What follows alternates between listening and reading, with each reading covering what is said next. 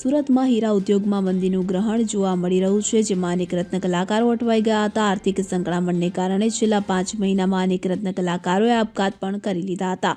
ખાસ દિવાળીના 1 મહિના પહેલેથી જ હીરા ઉદ્યોગની હાલત કફોડી બની હતી. જોકે છેલ્લા થોડા દિવસથી તેમાં થોડાક અંશે સુધારો જોવા મળ્યો છે, પરંતુ રત્ન કલાકારોને પૂરતું કામ મળી રહેતું ન હોવાના કારણે આર્થિક સંકળામણનો સામનો કરવો પડી રહ્યો છે. તેના નિરાકરણ માટે રાજ્ય સરકાર દ્વારા ભૂતકાળમાં જે રીતે રત્ન કલાકારો માટે રાહત પેકેજની જાહેરાત કરવામાં આવી હતી, રત્ન કલાકારોના હિતમાં સુરતની 3 સંસ્થા શ્રમ અને રોજગાર મંત્રીને મળી રજૂઆત કરવામાં આવી હતી, જેમાં રત્ન કલાકારોને સરકાર તરફથી યોજનાનો લાભ મળે તેવી રજૂઆત મંત્રીને કરાઈ હતી, તો જેને ધ્યાનમાં રાખીને મંત્રી દ્વારા પણ તાત્કાલિક અભ્યાસ કરવા સૂચન કર્યું હતું. મારું નામ હરિ મહારાજ. અત્યારે જે રત્ન કલાકારોની જે પરિસ્થિતિ એ બારામાં મારે અત્યારે જે પહેલાં જે કલાકો અમારે ભરાવતા હતા એ અત્યારે કલાકો નથી. જે પહેલાં 11 કલાક કામ કરાવતા તે અત્યારે 6-7 કલાક કામ કરાવે છે. શનિ રવિ રજા આવે છે. એટલે અત્યારે રત્ન કલાકારોની હાલત બહુ જ ખરાબ છે. તો આપણે સરકાર પાસે એક માંગણી છે કે જે રત્ન કલાકારો માટે રાહત પેકેજ કંઈ જાહેર કરે અથવા આવાસ યોજના કોઈ પણ જાહેર કરે કે જે દર મહિને 200 રૂપિયા કારીગરોના કપાય છે તે પણ બંધ થાય.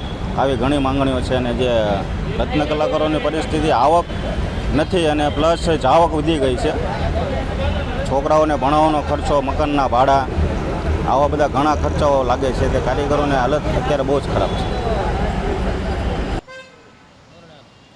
મારું નામ છે Bhavesh Kak, diamond worker union vice president.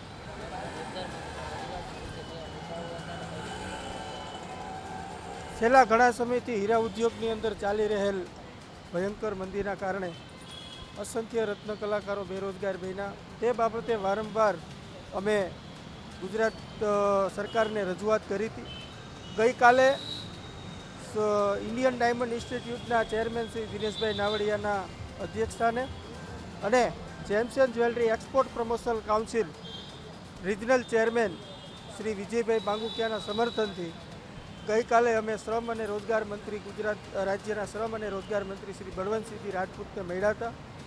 અમારા જે મુદ્દાઓ છે એ મુદ્દાઓને લઈને અમે માંગણીઓ કરી હતી કે રત્ન કલાકારો પાસેથી લેવામાં આવતો વ્યવસાય વેરો, જે રત્ન કલાકારો ગુજરાતની અંદર 25 લાખ જેટલા રત્ન કલાકારો કામ કરે છે, બેરોજગારને આર્થિક પરિસ્થિતિથી સંકળાયેલા છે, એમના માટે આર્થિક પેકેજ જાહેર કરવામાં આવે. છેલ્લા 5 જ મહિનાની અંદર 38 રત્ન કલાકારોએ સુસાઇડ કર્યા છે માત્ર સુરતની અંદર. તો એ પરિવારોને આર્થિક મદદ કરવામાં આવે, રત્ન કલાકાર કલ્યાણ બોર્ડની સ્થાપના કરવામાં આવે. એ બાબતના મુદ્દાઓ લઈ આજે ગઈકાલે અમે શ્રમ અને રોજગાર મંત્રીને મળ્યા હતા. અને સુરતની અંદર આ પ્રથમ વખત 3 સંસ્થાઓએ રત્ન કલાકારો માટે રજૂઆત કરી છે સરકાર સમક્ષ. તો આના માટે કાંઈ ને કાંઈ નિર્ણય સરકાર લેશે. અમે અપેક્ષા છે અને અમને વિશ્વાસ છે કે આના માટે આવનારા દિવસોની અંદર ગુજરાત સરકાર રત્ન કલાકારોનો દરકાર લેશે.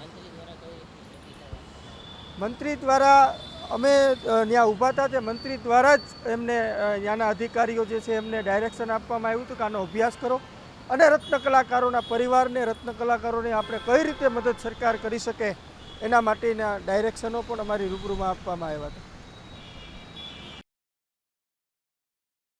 નરેશ સિમરણ સાથે CN24 ન્યૂઝ સુરત.